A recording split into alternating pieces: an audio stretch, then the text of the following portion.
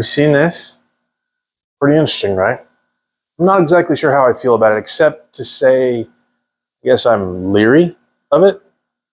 See, it reminds me of a story in the Bible, and it's all about deception. If we are to accept something this massive from another country, is there going to be a little bit of deception involved?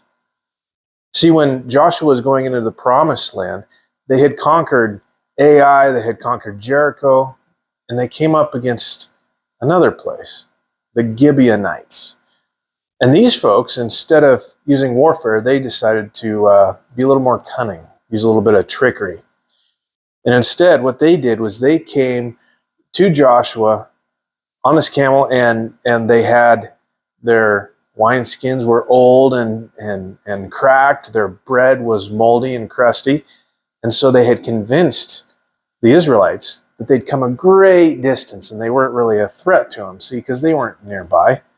And this is what it says.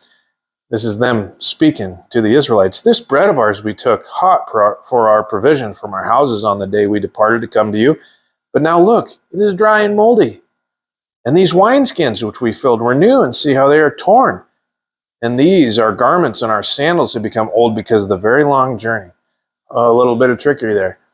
And so, then the men of Israel took some of their provisions, but they did not ask counsel of the Lord. So instead of going into the promised land and taking the land that they were promised, these Gibeonites came out and they tricked them, and instead they were able to negotiate a treaty with them.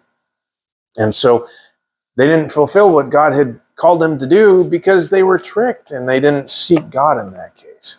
And the same can happen to us, especially as a country. If we're going to let people give us gifts and provide us sweet things, and who knows what's on that plane. You ever heard of, the Trojan horse? I mean, this is a little wild. So I think especially as countries, we need to seek the Lord before we go and accept things like this. So God bless.